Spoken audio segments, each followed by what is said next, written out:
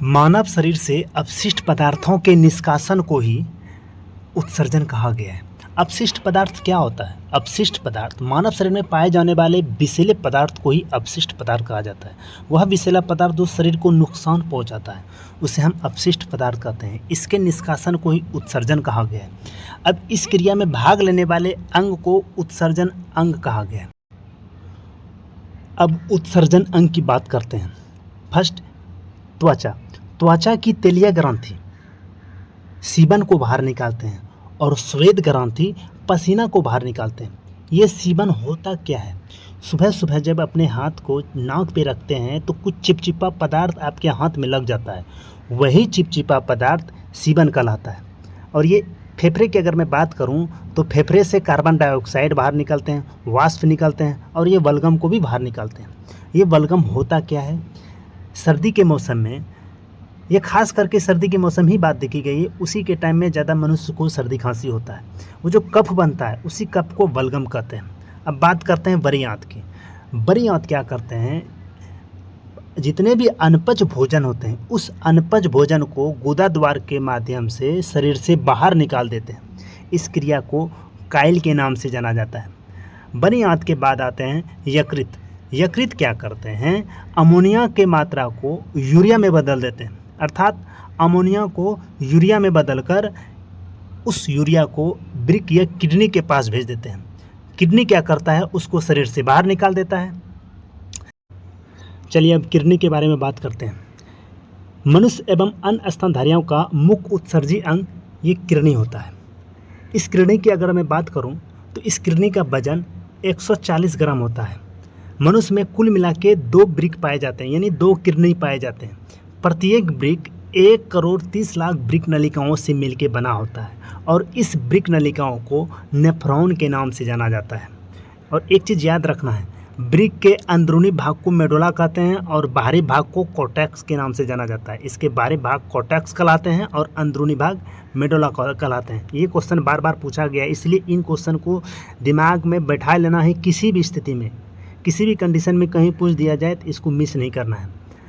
अब देखिए, वृक्क के जो झिल्ली होते हैं उस झिल्ली को पेनिटोडियम के नाम से जाना जाता है। अब इससे संबंधित जो भी क्वेश्चन है उसको मैं यहाँ पे लिख भी दिया हूँ, उसको एक बार देख लेते हैं। देखिए, मुख्य उत्सर्जी अंग वृक्क होते हैं। ये मनुष्य एवं अन्य स्तनधारियों में पाए जाते हैं, जिसकी संख्या 2 होती है। इसके अंदरूनी भाग को मेडुला कहते हैं, बाहरी भाग को कॉर्टेक्स कहते हैं। प्रत्येक वृक्क 1,30,00,000 वृक्क नलिकाओं से मिलकर बना होता है, जिसे नेफ्रॉन कहते हैं। अर्थात वृक्क की कार्यात्मक एवं रचनात्मक इकाई नेफ्रॉन होती है। वृक्क की झिल्ली को पेरिटोनियम के नाम से जाना जाता है। इन चीज़ों को याद रखना है। वृक्क की झिल्ली को पेरिटोनियम के नाम से जाना जाता है। वृक्क के प्रवेश द्वार को रेनल हाइलम के नाम से जाना जाता है। वहीं पे अमोनिया की मात्रा अधिक होती है। यहाँ पे एक बार चित्र को देख लीजिए। वृक्क के प्रवेश द्वार को रेनल हाइलम के नाम से जाना जाता है। यहाँ पे अमोनिया की मात्रा अधिक होती है। चलिए आगे चलते हैं। प्रत्येक नेफ्रॉन के अंतर्गत एक छोटी सी प्यालीनुमा रचना पाई जाती है, जिसे बोमेन सेम्पुट्स कहते हैं। ये ऊपर वाले हिस्से बोमेन सेम्पुट्स के नाम से जाने जाते हैं। बोमेन सेम्पुट्स को ही बोमेन कैप्सूल कहता है।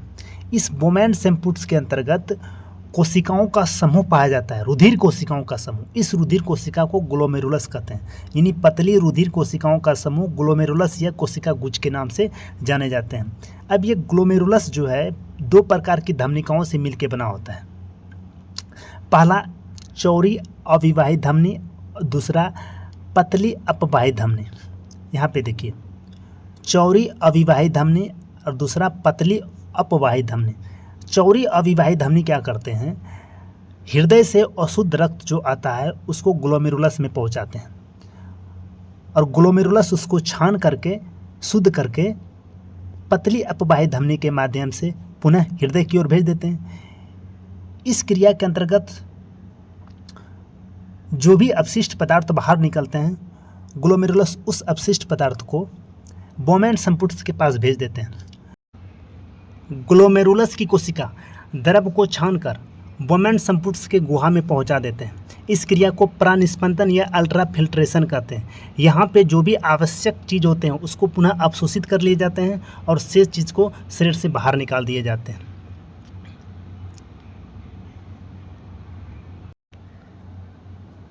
ब्रिक का प्रमुख कार्य रक्त के प्लाज्मा को छानकर शुद्ध करना। ब्रिक प्रति मिनट 125 मिली अर्थात दिन भर में 180 लीटर रक्त का शुद्धिकरण करता है, जिससे रोजाना 1.45 लीटर अर्थात आप 1.5 लीटर के आसपास मान सकते हैं, जिसके कारण 1.5 लीटर मूत्र रोजाना बढ़ता है। मूत्र का पीएच मान 6 होता है। इस प्रकार आप कह सकते हैं मूत्र का पीएच मान यदि 6 है तो यह अम्लीय होगा। बिल्कुल सही, मूत्र अम्लीय होता है जिसका पीएच मान 6 है। दिन भर में 1.45 लीटर मूत्र रोजाना बनता है। अब आपको मैं बताता हूँ कि मूत्र बन करके किस नस के माध्यम से मूत्राशय में आते हैं। तो आप चित्र के माध्यम से समझिए। मूत्र जो है मूत्र बहाने के माध्यम से मूत्राशय में आके स्टोर रहते हैं और उसके बाद ये यूरेथ्रा के माध्यम से यानी मूत्र मार्ग के माध्यम से बाहर निकल जाते हैं। चलिए आगे बढ़ते हैं। अब मूत्र में देख लेते हैं कितनी प्रतिशत जल है, कितने प्रतिशत यूरिया है। देखिए मूत्र में 95% जल रहता है और 2% लवण रहता है, 2.7% यूरिया रहता है, 0.3% यूरिक एसिड रहता है। मूत्र का रंग हल्का पीला होने का मुख्य रीजन है यूरोक्रोम। मूत्र का रंग हल्का पीला होता है यूरोक्रोम के कारण। इस यूरोक्रोम का निर्माण हीमोग्लोबिन के विखंडन से होता है। ये जो मूत्र का नाम रंग हल्का पीला है, हल्का पीला होने का मुख्य रीजन है यूरोक्रोम, और इस यूरोक्रोम का निर्माण हीमोग्लोबिन के विखंडन से हुआ है। अमोनिया के कारण मूत्र दुर्गंध देता है। मूत्र जो गंध देता है वो अमोनिया। अब किडनी की बीमारी के बारे में बात करेंगे। सबसे पहले पथरी।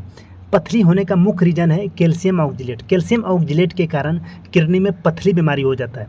अब यूरेनिया बीमारी क्यों होता है? यूरेनिया बीमारी होने का मुख्य रीजन है अमोनिया की अधिक मात्रा। अमोनिया अधिक होगा तो यूरेनिया बीमारी हो जाएगा। यूरेनिया बीमारी में पेशाब अधिक गंध देने लगता है। अमोनिया अगर अधिक होगा तो पेशाब अधिक गंध देने लगेगा। जब पेशाब अधिक गंध देने लगेगा तो समझ जाइएगा कि आपके पेशाब में अमोनिया के अधिक होने के कारण यूरेनिया नामक बीमारी हो गया है। अब देखिए गठिया बीमारी। गठिया बीमारी कब होता है? जब यूरिक एसिड की मात्रा अधिक हो जाए। यूरिक एसिड की मात्रा अधिक होने के कारण गठिया नामक बीमारी हो जाता है। यह बीमारी अधिकतर बुढ़ापे में देखा गया है। बूढ़े व्यक्ति में गठिया बीमारी अधिक होता है। क्यों? क्योंकि उसके ब्लड में यूरिक एसिड की मात्रा अधिक हो जाती है। जब यह यूरिक एसिड की मात्रा अधिक हो जाती है तब जा कर के गठिया बीमारी हो जाता है। गठिया बीमारी में मनुष्य ना तो सही से उठ पाता है ना ही सही से बैठ पाता है। जब बैठता है तो उस टाइम भी उसके घुटने या जोड़ों में दर्द स्टार्ट हो जाता है। जब वो उठता है तो उस कंडीशन में भी। अब बात करते हैं यदि किडनी खराब हो जाए। यदि 2 किडनी है उनमें से एक किडनी खराब होगा तो आप जिंदा रह सकते हैं। ये दोनों खराब हो जाए तो आपको कम से कम एक किडनी चाहिए ही चाहिए, नहीं तो आप मर जाएंगे। यदि आप मृत व्यक्ति का किडनी ले रहे हैं तो जब वो मरा उस टाइम से लेके 48 घंटे के अंदर उसका किडनी आपके शरीर में लगना चाहिए। नहीं तो 48 घंटे के बाद अगर लगाते हैं तो वो किडनी भी ख़त्म हो जाएगा।